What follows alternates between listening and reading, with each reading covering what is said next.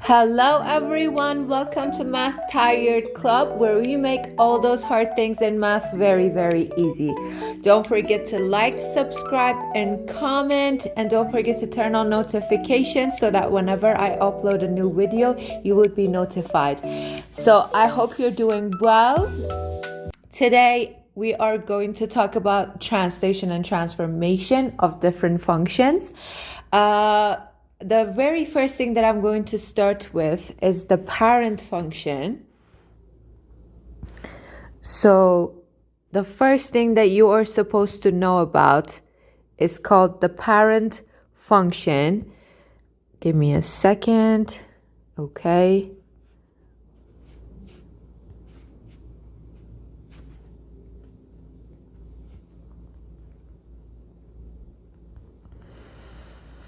So guys, the parent function is the easiest and the simplest form of any function that we are talking about, and we're talking about its translation and transformation, okay? So for example, if we have something like this, like a parabola, its parent function would be this, because this is the simplest form of that.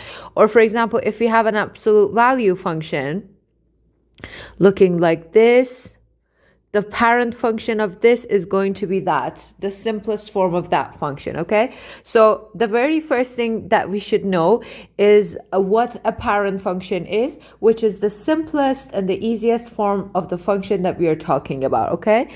After that, we're going to talk about translation and transformation. Okay, so one type of transformation is translation, and a translation shifts the graph of the parent function horizontally, vertically, or both without changing the shape or orientation of it. Okay, so we have a translation of a function and it's going to shift our graph left or right, horizontally or vertically, without changing its shape, okay? So I'm going to start with some examples, and then we're going to move forward with different types of translation and transformation.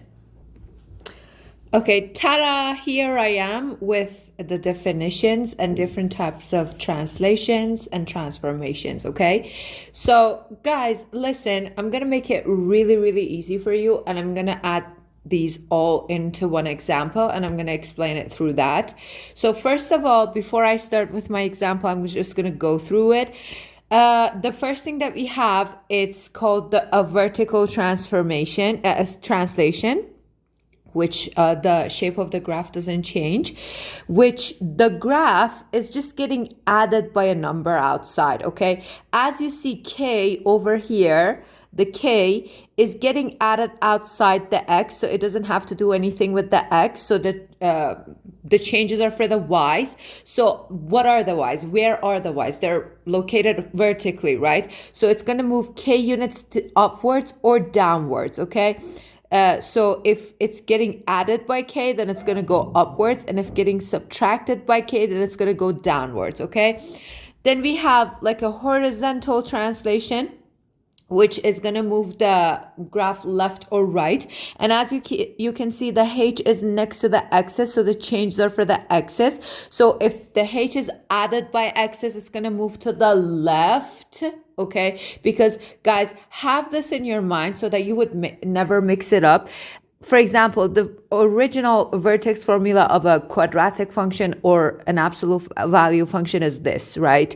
So y is equal to ax minus h to the power of 2 plus k. See, we talked about this earlier in my previous videos. I'm going to link it in the description box below. The minus is in the formula, so if it's like this, minus is for itself, okay? So if it's the h is like a positive number, then it's going to move to the right, so it's going to get added. All the x's are going to get added by x. And if, for example, we have something like this, then it must have been x minus h, so it's actually going to get subtracted by h, and it's going to move to the left. You're going to understand this way better through my explanations. Don't worry about it. Okay, so as you can see, the h's run to, like next to the x's, so the changes are for the x's. And where are the x's located? On the x-axis. So it's going to move to the left or it's going to move to the right. Then we have vertical stretches and compressions. These are the things that would it's like vertically we're compressing or stretching the graph. So for example, if there is a number getting multiplied by our function, as you can see, it's outside the x's, so the changes are for the y's, and the y's are going to get multiplied by that number. So if the absolute value of that number, why do I say absolute value? Because the minus is actually is going to reflect the graph, and it's in the reflection part. So I'm not going to talk about it being minus or positive. I'm talking about the number itself. So if the absolute value of the number is greater than 1, then it means that the graph is going to get stretched. How come? It's like if I multiply someone's height by 2 and I don't change his or her weight, what's going to happen? It's like vertically we're stretching that person. And then if the absolute value of A is less than 1, it's between 0 and 1, it means that we are actually making it smaller. So it's like if I multiply someone's height by a fractional number less than 1, between 0 to 1, it's like vertically I'm like pressing him or her, so it's gonna look compressed. Okay. And then we have the reflections. The reflections are about the minus before or inside the thing. So if there is a minus getting multiplied by the f of x, it means that we're kind of like reflecting it over the x-axis. So if the y's are positive, then it's going to be negative. So it's kind of like a reflection over the x-axis.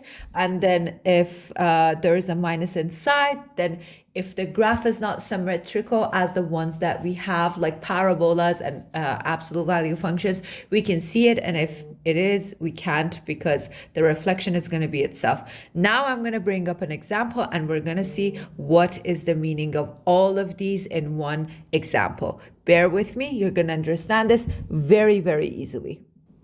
Okay, ta-da, we're back. Guys, if I were you, I would have paused the video and I would have like taken a note from all these things that I've written on the left side, because they are very, very important and very, very helpful.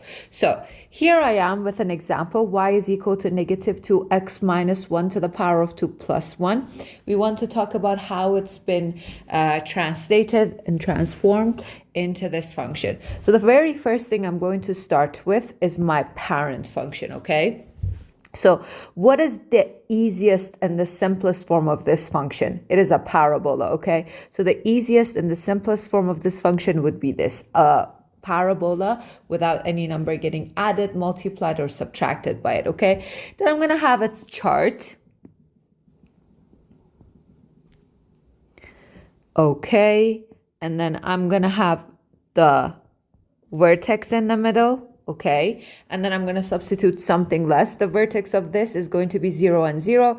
I have a video on parabolas too. Please check that out. It's in the description box. So negative 1 and positive 1, something less and something more. If you sub this into that, you're going to get this. Okay, so that's the very first step. Then I'm going to graph it to show you how the graph is going to move step by step. Okay, here I am back with our coordinate plane, rectangular coordinate plane, of course. So we're going to have 0 and 0 over here. And then we're going to have, 1 second. Okay, so we're going to have 1 and 1. And then this one, okay? So then this is gonna be my graph. That's gonna be my parabola. Okay, that's the parent function, right? So listen and pay attention to this part. This part is very, very important, guys. You have to go by the order of operation here. You know what the order of operation was? Parentheses, multiplication, division, addition, and subtraction. So that was my parent function. The next step that I'm gonna go with is inside the parentheses, okay? So I'm not going to go for the multiplication or the addition part. I'm just going to go inside the parentheses and I'm going to go for this part, x minus 1 to the power of 2. First of all, it's very, very helpful, and sometimes the questions ask you to actually write it. So I ask my students to write this step. You have to write what kind of a translation or transformation this is, okay? So I'm going to write it. The number is next to x. So what are the changes for? X's. How are x's located? Horizontally. So it's like a horizontal translation. 1 unit to the right. Guys, pay attention. The minus is in the formula. This number itself is positive. So it's going to go 1 unit to the right. So it's like I add 1 to all the x's. The changes are for the x's. So I'm going to add 1 to all my x's. Okay. So yes. So that's going to be the thing. So I'm going to have the chart again. So since the changes are for the x's, I'm going to copy all my y's from the previous chart. So all the y's I have from the previous chart, I'm just going to copy them, 1, 0, and 1. And I'm going to add 1 to each x. So this one, -1 plus 1 is going to be 0. 0 plus 1 is going to be 1, and 1 plus 1 is going to be 2, okay? So that's going to be my next chart. Then I'm going to graph it, of course. So it's going to be 1, and we said that the graph is going to move 1 unit to the right. So it's like I can just move this 1 unit to the right, or I can go with my chart step by step to be precise and to be sure that I'm not going to make any mistakes. Both of these ways are possible, guys. So it's going to be this 1 and 0, this one and this one. Guys, I want you to pay attention to the fact that the graph has exactly been shifted 1 unit to the right. It's like our previous graph, the pink one, has been shifted 1 unit to the right, okay? So let's go on with the next step. So now by the order of operation, I'm supposed to go parentheses, multiplication or division. Okay, so I'm going to go with this part. So I want you to pay attention to this part. This part, there are two things that are actually happening, okay? One of them is the fact that the graph is getting multiplied by 2, and the other one is the fact that the graph is getting multiplied by a negative, okay? So see, as I said over here, look, we're going to have a vertical stretch if the number, the absolute value of the number, is greater than 1. So it's like I'm multiplying all my y's by 2. What is happening if I multiply all my y's by 2? It's like vertically I'm stretching my graph. It's like, as I said, if there is a person here, okay, and if you multiply its height by 2 with the same weight, what is going to happen? It is vertically going to get stretched. Am I right? The same thing is going to happen to our graph, but instead of just multiplying by 2, we're going to multiply by -2. So it's a vertical stretch first. So it's a vertical stretch by 2. And a reflection over the x-axis. Why the x-axis? Because guys, the minus is outside this parentheses, is all the y's are getting multiplied by negative. So if the y's were positive, they're going to be negative now. So for example, if I were to draw it, for example, if this was my parabola, if you multiply all the y's by negative, then you're going to have this one afterwards. So it's getting reflected over the x-axis, right? So it's going to be a reflection over the x-axis. So now I'm going to draw the chart, and you don't need to do it. The number itself, themselves will actually show that process to you. So the changes are for the y's. It's all about a vertical change. So I'm going to copy all the x's from the previous chart, not the first chart, the previous one. The previous one is this one, the x's of the previous chart. So they're going to be 0, 1, and 2. And then I'm going to multiply all my y's by a negative 2, okay? So 1 times negative 2, negative 2, 0 times negative 2, 0, and 1 times negative 2, just negative 2, okay? So I'm going to graph it now, and you're going to see how it's actually reflected and stretched. So 1 and 0 over here, 2 and negative 2 over here, and then wait a second, let me be precise with this because it has to be over here.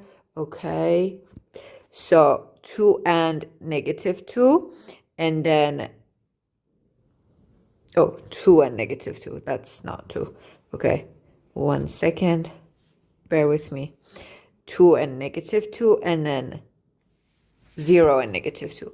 And I'm going to plot the points in form of a parabola. Okay. We're not going to use technology, I guess. We're going to give one more try. One more attempt. Okay, no. So, we're not going to use the technology. Okay, I wish I had drawn that part a little bit better. Okay, great. So guys, as you can see, the graph has been reflected over the x-axis. It is crystal clear. The graph has been reflected over the x-axis. And it's also has been stretched. It's like we're vertically have been stretching it, okay? You can see that, right? Then the next part, let's go for the last part, and let's choose a good color. Okay, so the last part is addition and subtraction if we go by the order of operation. So we're gonna have this plus 1. As you can see, this plus 1 is outside the parentheses. It's not next to x, so it's for the y's. So it's going to be a vertical translation, and it's getting added, so you're going to go 1 unit up, okay? So what is going to happen is this, that the changes are not for the x's. What's going to happen is this, that all the y's are going to get added by 1. So I'm going to copy all my x's from the previous chart, which are these. So it's going to be 0, 1, 2, and I'm going to add 1 to all my y's. Negative 2 plus 1 is going to be negative 1, 1, and negative 1. And I'm going to graph the last part, 1 and 1. So it's like we are vertically moving our graph 1 unit up, okay? So we have to see that this blue graph is going to go 1 unit up. So it's 1 and 1. That's 1 and 1. And it's 0 and negative 1. And then 2 and negative 1. And if I plot the points, as you can see, guys, this is more of a curve over here. So as you can see, it's like we have been vertically shifting the blue function 1 unit up, as you can see, okay? So very, very easily, you can actually graph this with translation and transformation. It doesn't matter whether it's a parabola, whether it's an absolute value function. My next example is going to be an absolute value function, which I'm going to write and I'm going to do in my next video. Guys, I hope that you have understood the lesson. I will also add some homework for you about parabolas. My next example would be about like absolute value function. I'm going to link it in the description box below. Don't forget to like, subscribe, and comment, and don't forget to turn on notifications. Guys, thank you so much for supporting me. Also check out the shorts. They're very funny, very useful, and I hope that you're enjoying my channel and everything. So hope you have a great day. Bye.